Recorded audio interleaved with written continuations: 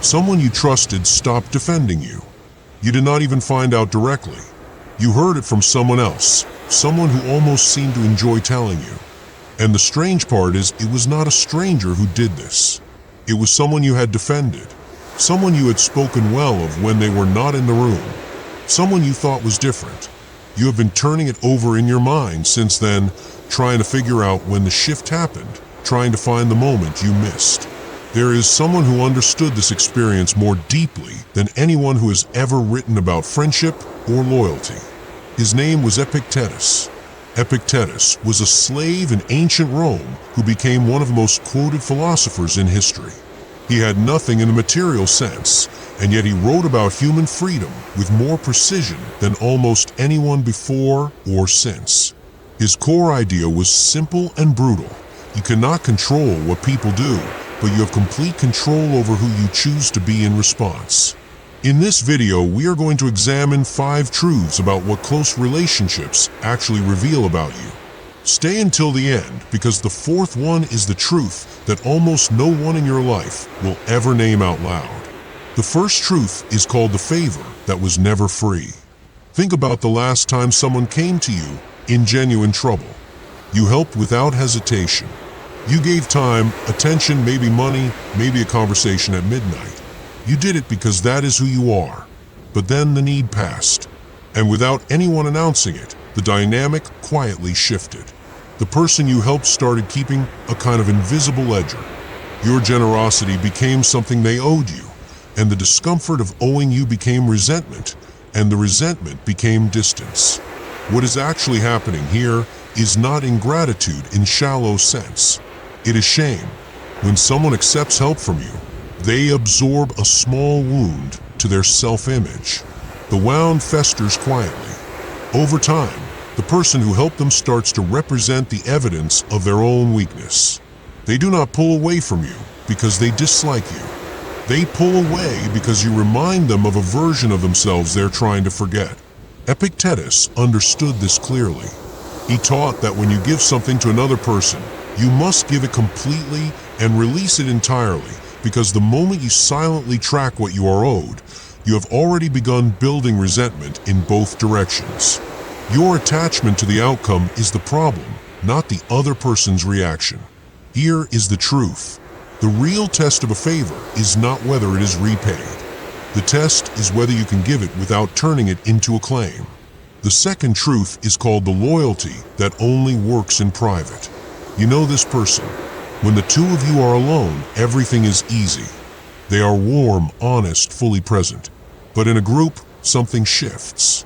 They laugh a little too quickly at the comment that was made at your expense. They agree a little too readily when someone misrepresents what you said. Later, they explain it away. They did not want to make a scene. They were put on the spot.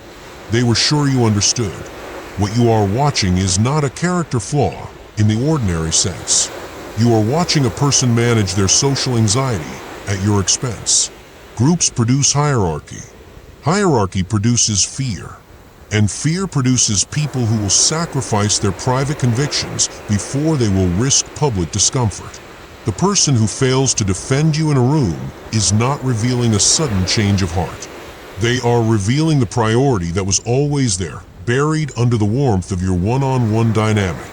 Epictetus said that a person's character is not what they declare, is what they do when the cost of integrity becomes real. Anyone can be loyal in private. Loyalty that has no price tells you almost nothing. The question to carry with you is not whether this person likes you.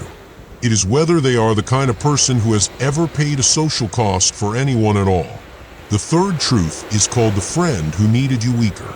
This one is harder to name. There are people in your life who are genuinely kind to you, who show up when things are bad, who are generous with their time and attention.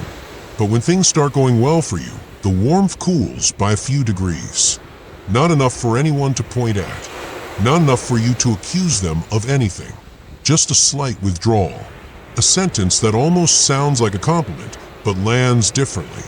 A silence where enthusiasm used to be.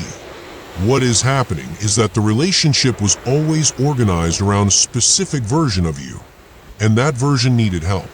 needed reassurance, needed to be slightly less accomplished than the person offering the warmth. When you begin to exceed that version, the relationship loses its original architecture. The other person is not a villain. They are someone whose identity inside the relationship required you to stay in a particular lane. Epictetus wrote about the people who say they love you while quietly needing you to remain as you are. He called this a form of possession dressed as affection. Real regard for another person, he argued, must include genuine willingness to see them surpass you.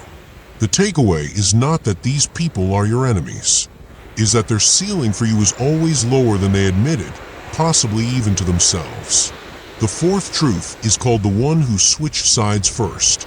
Here is the moment that never leaves you.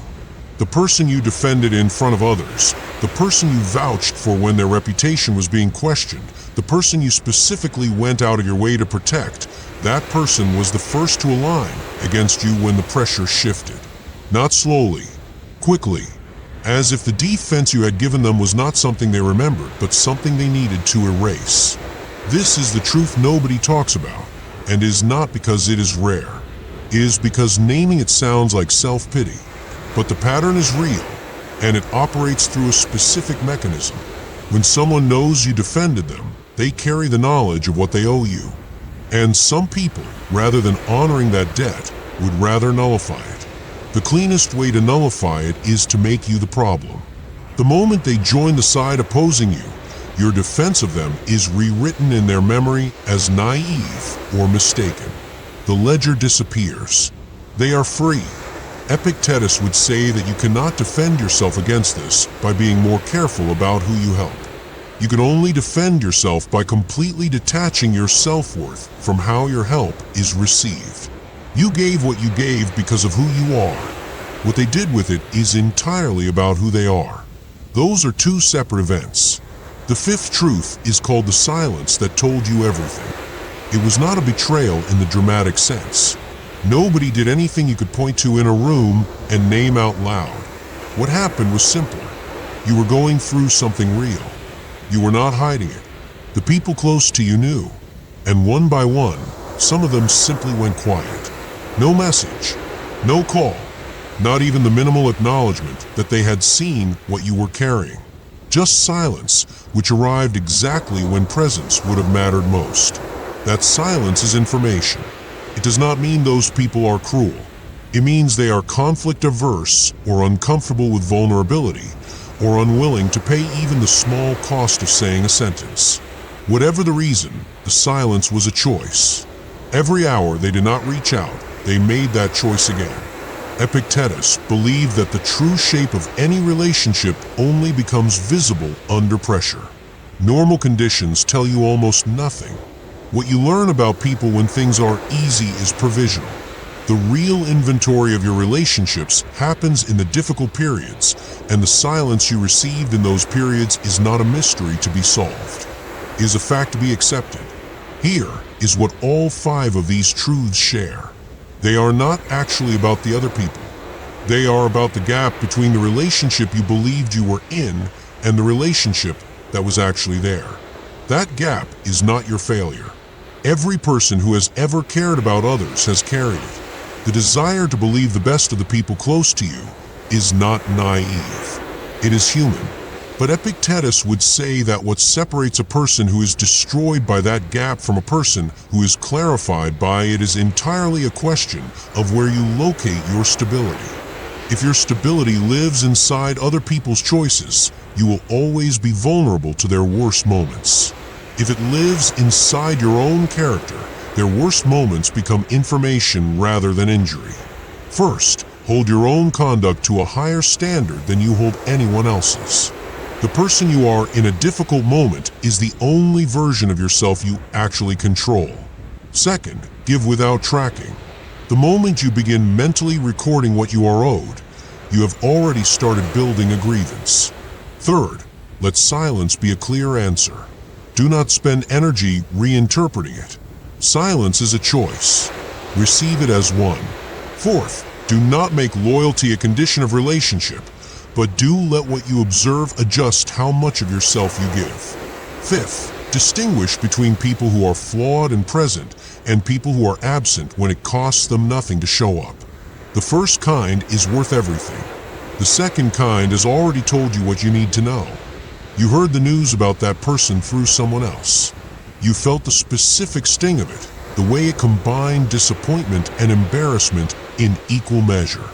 You replayed the conversations where you had defended them.